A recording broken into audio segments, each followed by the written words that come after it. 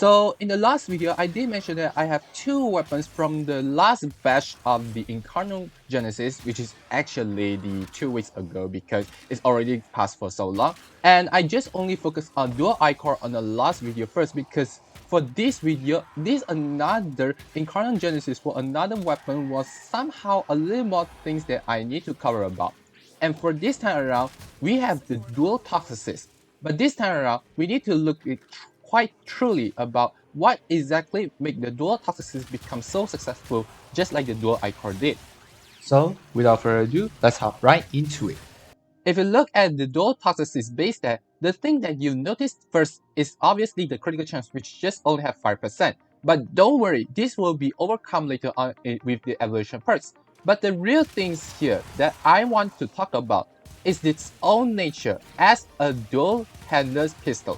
Remember about Mesa passive? She can grant extra reload speed for single-handed pistol and extra fire rate for dual-handed pistols. But why is it so important? This is because of how the dual-handed pistol's nature allow them to make good use with the fire rate. If you take a look at Bronco and Up Bronco, which I have the prime version here, you can notice that Up Bronco has a double size compared to the normal Bronco, but at the same time, the reload speed also increased. This is why we need the fire rate for the dual-handed pistol very much, because the increase in magazine means that if you want to deliver the massive damage in a short amount of time, the high fire rate is much important to try to pair out with the high magazine. Unfortunately, if you take a look at Dual Toxocyst, as a dual-handed pistol, what makes it lackluster a lot is not just only because of the magazine. While certain weapons did have low magazine, but the problem is that this amount of magazine using the semi-auto firing mode. You see, for dual-handed pistols, it is not very good to use the semi-auto firing mode, as for the dual-handed pistol, in most scenarios, I found that they usually need to focus on the high magazine to deal the massive damage. If you take a look at our weapons such as the recently a Furious Prime or the other dual-handed pistol that has this full auto firing mode, you can notice that despite the damage is very slow, but with the high magazine and the automatic firing mode, they can manage to shoot out very fast and deal the massive damage. Which is why you can see that certain weapons like the Boltor Prime not even use that much despite it's a Prime because of the nature that they don't allow them to do the damage very good. And this is also happened on the Dual Toxocyst as well. Despite Dual Toxocyst has a very interesting gimmick where if you headshot the enemies, you can gain extra fire rate and deal extra toxin damage on it, but without the proper firing mode and a good amount of magazine size, it's not really able to do the massive damage we always hoping for, especially for dual-handed pistols. And this is where the Incarnon form of the Dual Toxocyst comes in, because the Incarnon form of the Dual Toxocyst allow it to transform it into a full auto firing pistol that has a massive amount of the magazine size. This allows dual-handed pistol like Dual Toxocyst naturally cannot make use very well become extremely useful. While it is true that it has a ricochet, but I found that this ricochet just transfer it into a very short distance, which not really good at the large group, especially if your enemies are quite distant away. So in most scenarios, I just try to ignore this ricochet. What I focus on most is not other than the increased magazine size and the automatic firing mode. So if we know about the first evolution perk, what would the second evolution perk has? The second evolution perk have two of them. The first one is Carnage Rate that increase damage by plus 60, and it will give you extra direct damage per status type affecting the target. In other words, you can treat it like a mini version of the CO damage. While it is true that this will be useful, not to mention that the damage can accumulate quite very well. But I will more favor the second one, which is the Fever Frenzy, as despite the increased damage, it's just slightly less, which just only have plus 50. But for each ability cost, you will gain extra multi-shot. And the maximum stack up can up to 100%, which gives you an extra shot on your each shot.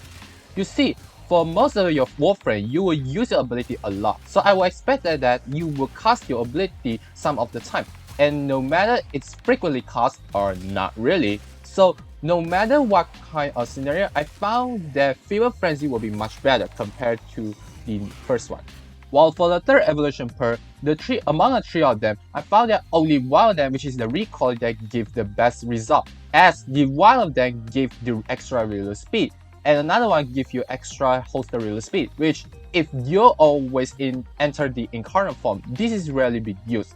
And for the 4th evolution perk, the one of them give you extra punch through if you kill an enemy. Well, this is good enough, but I have another way that can deal good amount of damage against a crowd. I don't really need to rely on punch through, instead I have other ways. Especially, remember that our headshot damage already can proc a toxin damage. We will use that into our further build. While another one gives you extra toxin on headshot. We already dealing a guaranteed toxin damage on headshot, so this is also not really necessary, especially the duration just only had 3 seconds. The last one that we want to use is none other than increase the crit chance by 20%. This allows that the 5% crit chance back up to 25%, which is just like our normal critical chance, or much better right now, which is the normal hybrid build. So all in all, for our Dual Toxocyst build, this will be what it looks like. The interesting part is that because we will try to make good use of the headshot, which will provide extra toxin damage, that is why we will be also using the secondary deadhead here. Since without secondary deadhead, relying just only the recoil from the evolution perk still causing a lot of recoil that you can notice that it will move around a lot. That's why secondary deadhead is used to further reduce the recoil damage.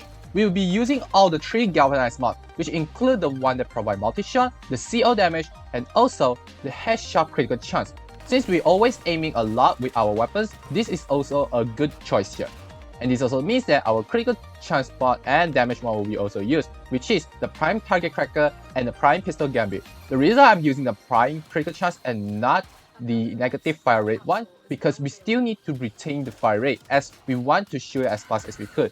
Prime Faction mod is also used at here, since we also dealing the status damage with the Toxin or another element that we'll be using, so this will be used as well.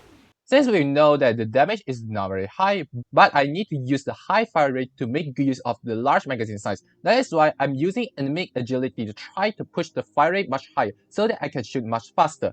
And for the last slot here, I'm using the elements mod, and this time around, I'm using the Prime Heated Charge. It's not just only because that it's a Prime mod, but remember with the toxin damage we initially had, what happens if you combine toxin with heat?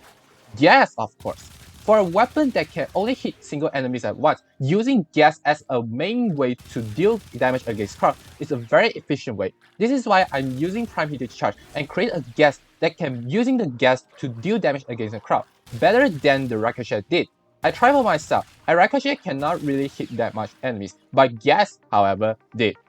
And so, there you have it. I'm not sure about other people because most of the people will just try to use the AoE new weapon, which in most scenarios they don't really aim with their weapons. But for me, I'm a person that really like to aim with my weapons a lot, which is why I like to use weapons like the rifle or even snipe a lot, compared to the nuking weapon that doesn't really need to aim. Still, Dual Toxocyst shows that it is possible that all weapons can become strong. And this time around, it also shows that how the nature of the weapons really affect their own build a lot. Which is why if you look at me, I'm not really a person that try to get what we call as the best weapon. Instead, I like to do a lot of analyzing and see that what really interests me the most. And this time around, I give you the thing that I know about and hope that you can make good use of it. If this is your first time watching, why not leave a like and subscribe to my channel so that you won't miss out any newest contents from me. Why not leave your comments down below if you got any ideas or thoughts you want to share with all of us. And that's it from me, and as always, I will see you all next time. Bye bye!